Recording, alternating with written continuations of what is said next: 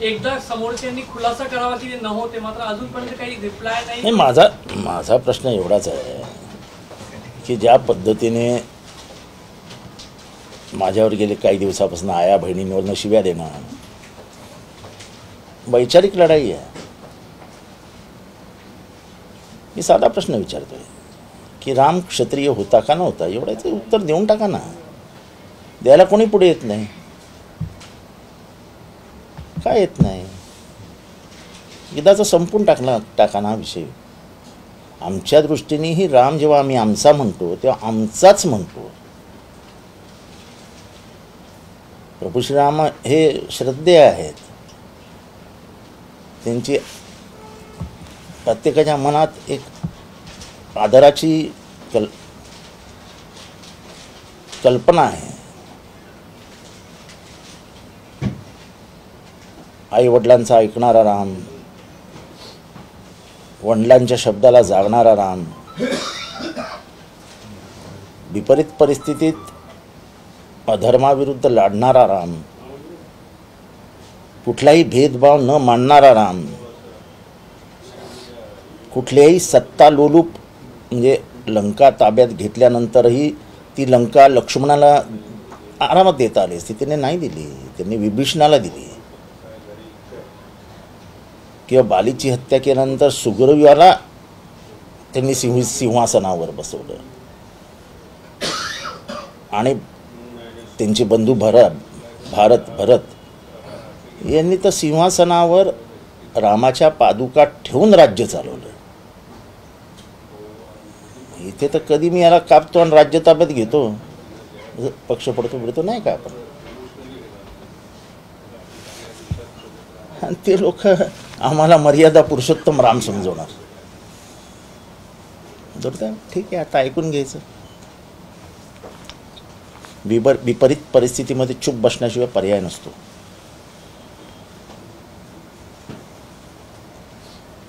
विपरीत परिस्थितीमध्ये म्हणून चूप बसले, परिस्थिती विपरीत उत्तर देण्यासाठी योग्य नाहीये.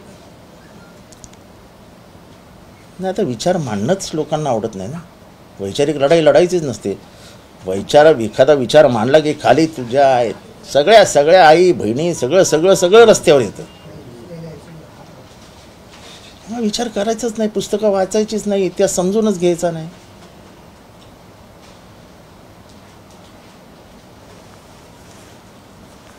त्यामुळे आता हा ज्वर आहे, ज्वर.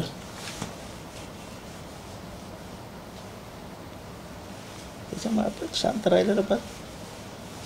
जी विपरीत परिस्थिती तुम्ही म्हणतात ती जर कोणी बोललंच नाही तर ते अजून जास्त विकोपायला असं वाटत नाही का प्रत्येकाने? भारतामध्ये ते होत आहे ना. न बोलण्याचे भारताला परिणाम भोगावे लागते. शांत राहण्याचे परिणाम महाराष्ट्र देशाला भोगावे लागते. देश आता महागाईवर बोलत नाही, देश बेरोजगारीवर बोलत नाही, महिला अत्याचारावर बोलत नाही, ढासळलेल्या आर्थिक परिस्थितीविरुद्ध बोलत नाही, खराब झालेले परराष्ट्र संबंधांविषयी बोलत नाही. असा जर अबोला झाला देशामध्ये,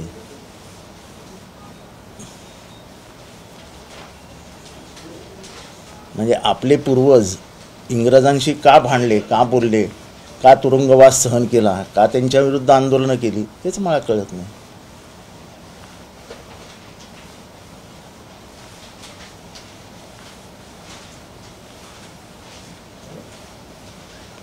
काल आपण जो एक विषय मांडला होता ज्युडिशरीमध्ये आरक्षणासंदर्भात, मी काल तो विषय मांडला आणि तिथेच मी संपवला.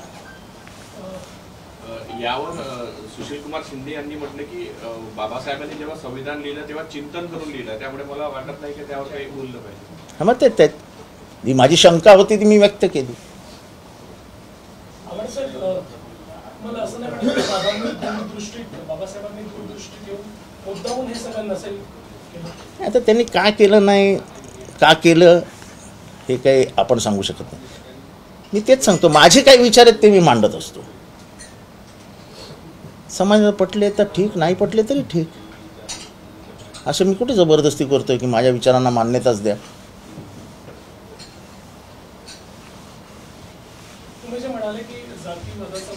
नाही, मी असं कुठेही म्हटलेलं नाही.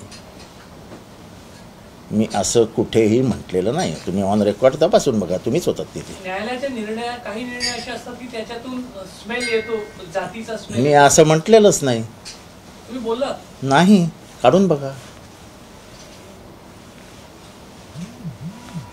असा की तुमचा अनुभव राहिलेला का आवडतात किंवा तुम्ही काम करताना तुम्हाला मी मला आपण अनुभवाला असतं तर मी बोललो असतो. मी शांत बसणारा माणूस नाही.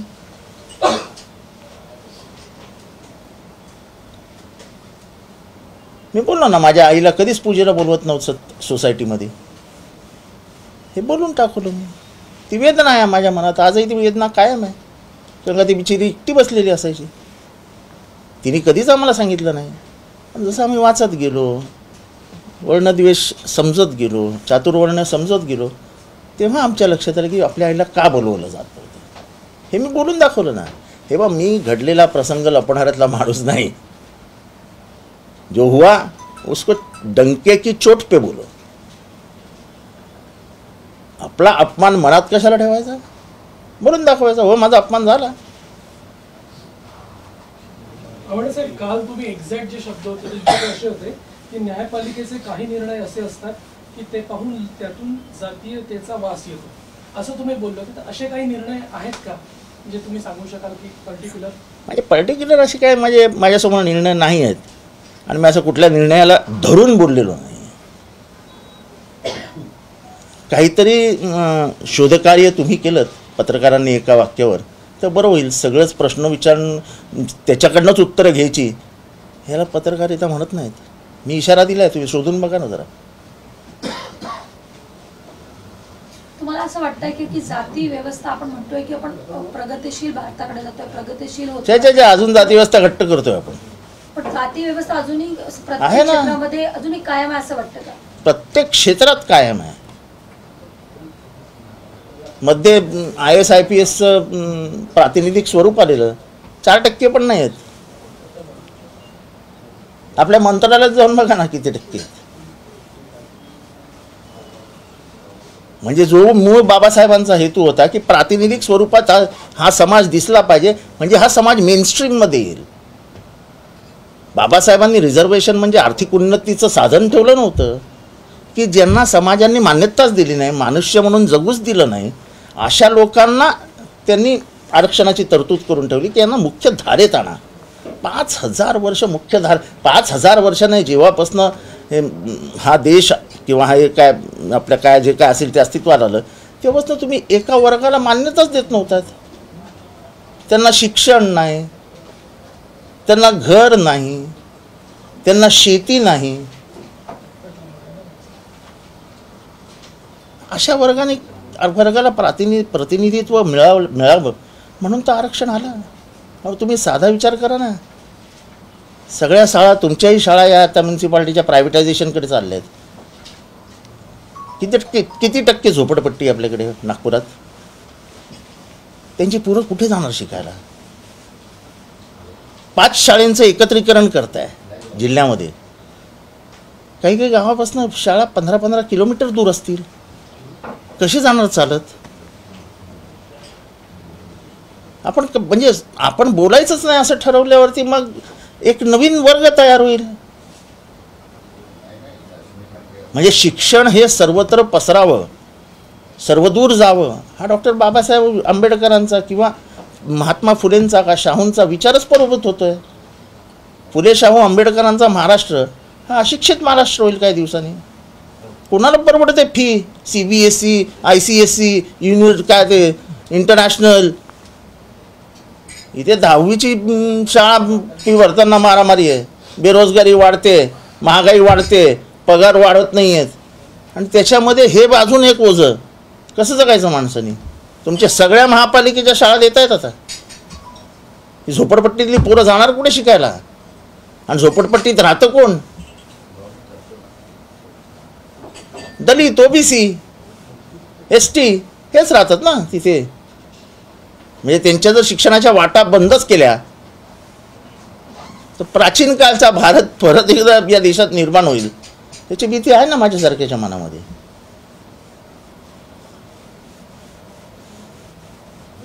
और साहब, ये जो प्राण प्रतिष्ठा हो रही है 22 तारीख को, कई लोग सवाल उठा रहे हैं, चारों शंकराचार्यों ने भी कहा है कि शास्त्र के अनुसार नहीं है क्योंकि मंदिर अभी पूरा हुआ नहीं है। ऐसा है, शंकराचार्य ने हिंदू धर्म के लिए क्या किया, ऐसा जब पूछा जाता है तो अब इसका सवाल क्या, जवाब क्या देने का।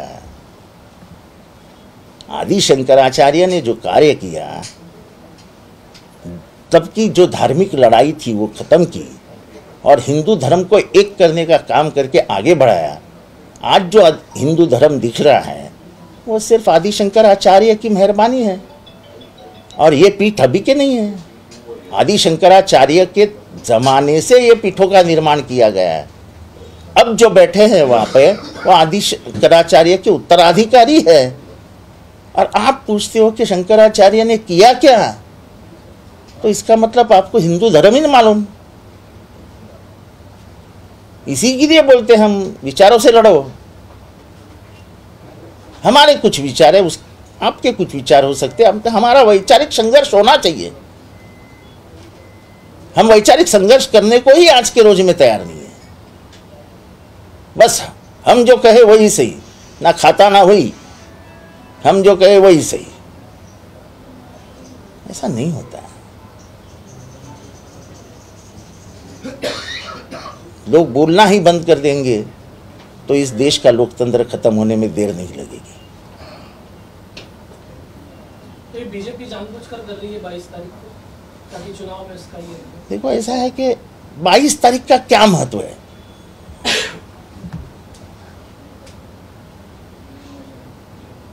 बाईस तारीख का कोई राम से संबंध है, कोई पूजा पाठ करने का दिन है? क्योंकि पिछले 1970 के पहले इलेक्शन में शायद राम के नाम का इस्तेमाल हुआ था। तब से लेके आज तक हर चुनाव में राम ही के नाम पे इलेक्शन लड़ा जाता है। आज से 40-45 दिन में इलेक्शन डिक्लेयर हो जाएगा। अभी ये लोग निकलेंगे उधर से पूजा करके, फिर प्रसाद बांटने जाएंगे हर एक के घर में, फिर उसके बाद राम की कोई पुस्तिका निकलेगी, वो बांटेंगे हर एक के घर में।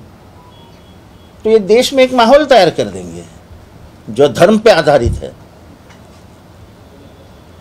और उसी के ऊपर वोट मांगेंगे।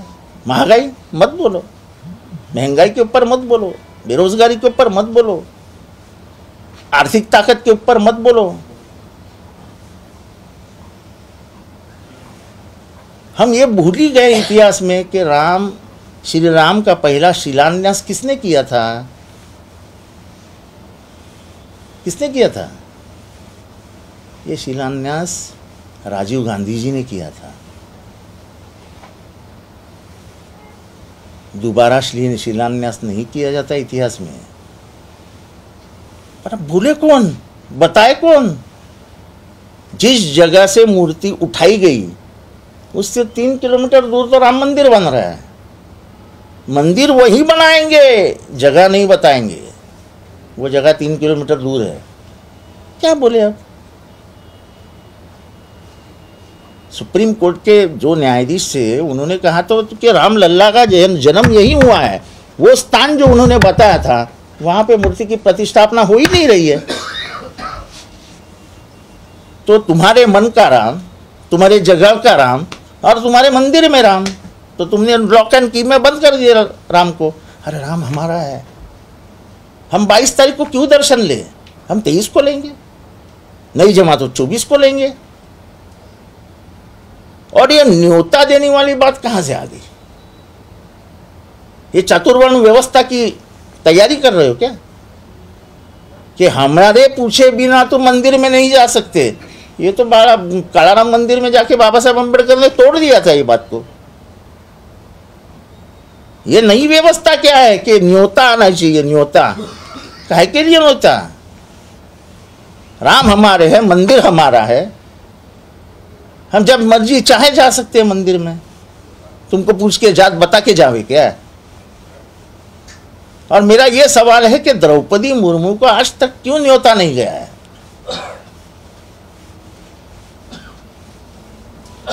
आप पार्लियामेंट का उद्घाटन करते हो, द्रौपदी मुर्मू को बुलाते ही नहीं है।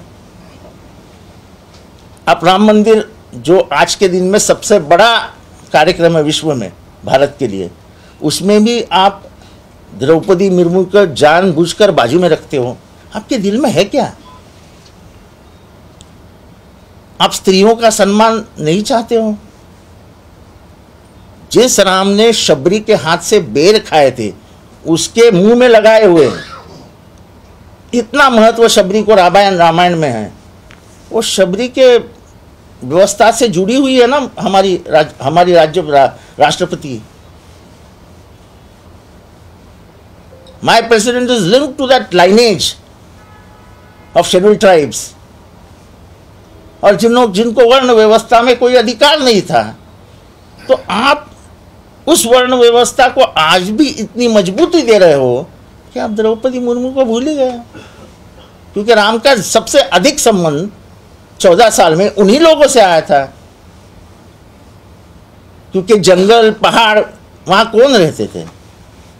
ये आदिवासी ही रहते थे ना। और उनके यानी जहां तक उनकी विचारधारा है तो वनवासी कहते हैं। तो राम वन में ही था ना, वो कहीं शहर में नहीं रहता था। तो वन में सबसे ज्यादा संबंध उनका किससे आया होगा?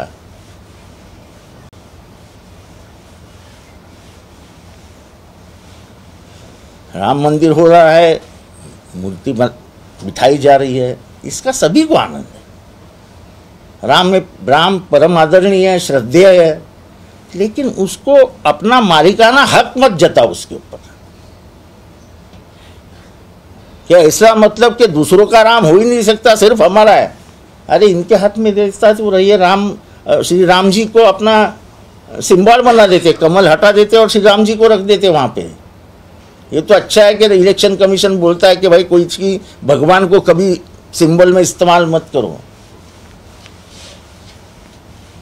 ये अब तक श्री राम के नाम पे चुनाव लड़ रहे थे, उसके बाद तो सिंबल में चुनाव लड़ेंगे।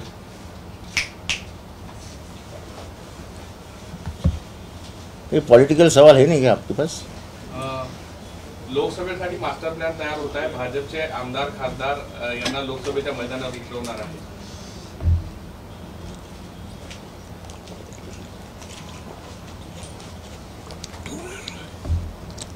त्यांनी मध्य प्रदेशमध्ये हा प्रयोग केला आहे, त्यांनी राजस्थानमध्ये हा प्रयोग केला आहे आणि ते महाराष्ट्रातही करतील।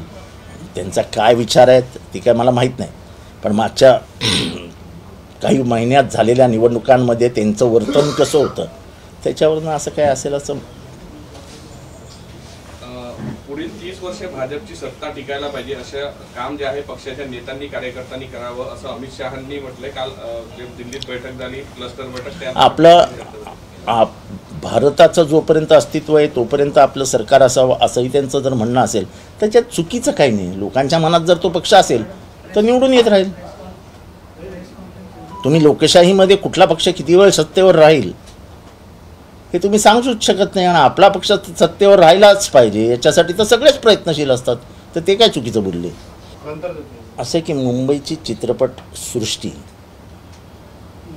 ही आजपासून जवळजवळ नाही म्हणायला गेलं तरी 100 वर्ष मुंबईतच आहे।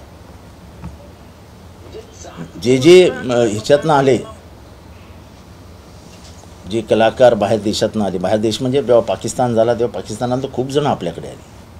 कपूर खानदान आपल्याकडे आलं, देवानंद आला, मोहम्मद रफी आले। भारतीय चित्रपटसृष्टींमध्ये ज्यांचं योगदान आहे ते बहुतांशी कलाकार हे पाकिस्तानातून आलेले होते आणि ते मुंबईत येऊन स्थायिक झाले आणि मुंबईच्या चित्रपटसृष्टीने या देशाला खूप काही दिलं। आजकालचे पिक्चर सोडून द्या, पण प्रबोधनाचं काम हे चित्रपटाच्या माध्यमातून होतं। ह्याची जाणीव पहिल्यांदा जर कोणाला झाली असेल तर ती भारतीय चित्रपटसृष्टीला झाली। गरिबी दाखवली गेली, इथला सोशलिझम दाखवला गेला।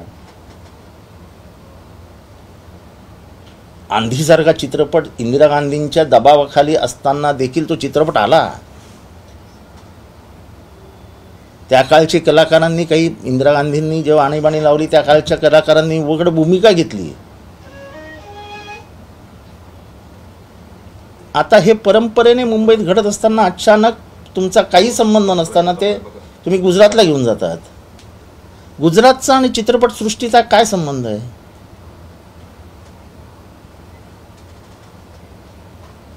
आता मुंबईमध्ये काला घोडा फेस्टिवल होतो, इंटरनॅशनल येतो. खूप अमेरिकन, जॅपनीज, प्रत्येक देशातनं लोक येतात बघण्यासाठी. आता काळा घोडा हा मुंबईची ओळख आहे. काळा घोडा की कारण का पूर्वीच्या सगळे मोर्चे जे यायचे ते काळा घोडा इथेच थांबवले जायचे. आता उद्या काळा घोडा पण जाईल कुठेतरी सुरत, भावनगर, कच्छ, अहमदाबाद, बरोडा. आणि मराठी माणसाने फक्त उघड्या डोळ्याने बघत राहा, मजा घेत राहा. आपण काही निर्मिती केलेलीच नाही आहे. आपलं कुठे कशातच योगदान नाही आहे. संयुक्त महाराष्ट्राच्या लढ्यात आपलं योगदान नाही. मुंबई किती जणांनी रक्त सांडून मिळवली याच्यात आपलं योगदान नाही आहे. मग मुंबईतनं गेलं तर आपल्याला काय फरक पडतो? कारण का आपण काही मिळवलेलं नाही. या देशाची लोकशाही मारली गेली, आपल्याला काय फरक पडतोय? आपण कुठे मिळवली लोकशाही? जे मिळवले ते गेले.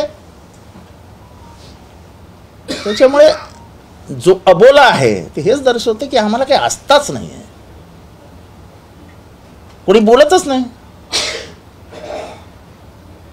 भारतीय चित्रपटसृष्टीचा इतिहास आणि मुंबई हे तुम्हाला बाजूला काढताच येणार नाही. म्हणजे मुंबई चित्रपटसृष्टीतले एकेका कलाकाराचे जेव्हा तुम्ही गोष्टी ऐकता की रात्री 3-3 वाजता गाणी बनवली आहेत, रस्त्यावर उभा राहून गाणी बनवली आहेत.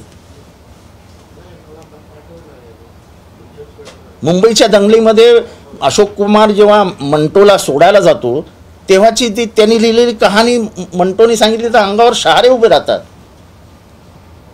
त्यांनी लिहून ठेवली आहे ती. कोणाला पडलंय? पवार साहेबांना सुद्धा आमंत्रण आलं होतं आणि त्यांनी आता परत पत्र लिहून त्यांनी सांगितले का माझा अयोध्येला येणं निश्चित आहे, पण जोपर्यंत मिळेल तोपर्यंत मंदिराचं काम पूर्ण झालेलं असेल. असं आहे की पहिली गोष्ट तुम्ही ह्याच तारखेला या हे सांगणं चुकीचं आहे ना.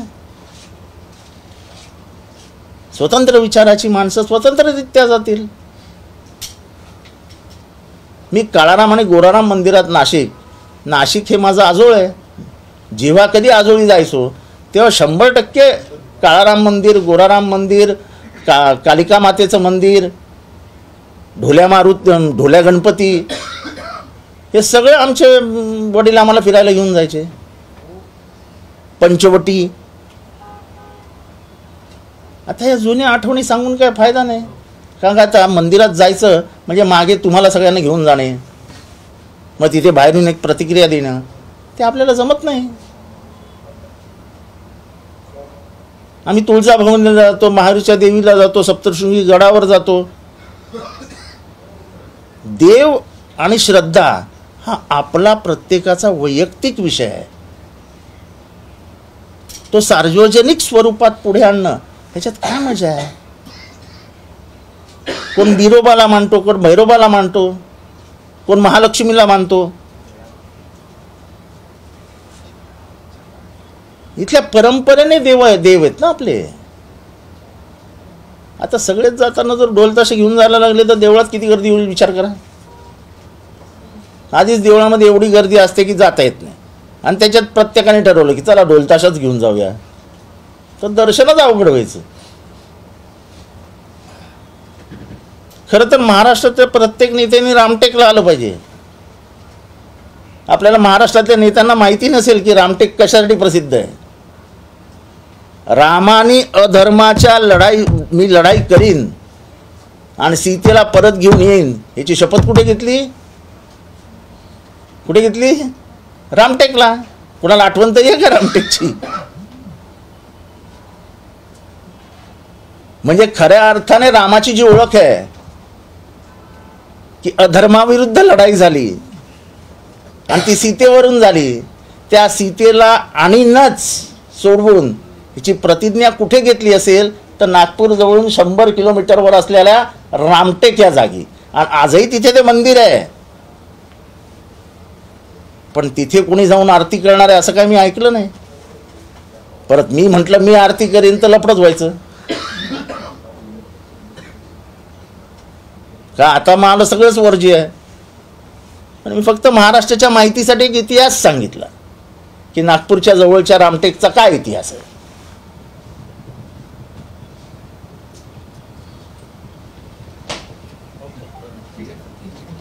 असं आहे, मी बोलताना नेहमी इतिहासाचे दाखले देतो, हीच माझी चूक आहे असं आता मला वाटायला लागलंय. कारण लोकांना इतिहास समजूनच घ्यायचा नाही. आपल्या डोक्यात काय तेच खरं. बोलताना पानं दाखवा ना. आता रामटेक बाबत मी बोलतोय, कोणी मला विरोध करून दाखवा देशामध्ये की तुम्ही बोलता ते खोटं आहे. मी पुरावे देतो लगेच तुम्हाला.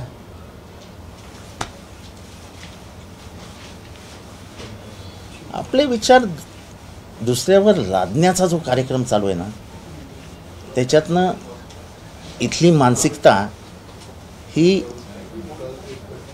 एककल्ली होईल आणि शेवटी भारताची जी विविधतेने ओळख आहे ती विविधता महाराष्ट्र देशातनं नाहीशी होईल आणि भारत हळूहळू हळूहळू विघटनाकडे चालला जाईल. देश विदेशातील प्रत्येक घडामोडींचे लाईव्ह अपडेट मिळवण्यासाठी आता साम टीव्हीच्या सर्व सोशल मीडिया प्लॅटफॉर्मला लाईक, फॉलो आणि सबस्क्राईब करा. तसंच सर्व नोटिफिकेशनसाठी बेल आयकॉन प्रेस करायला विसरू नका.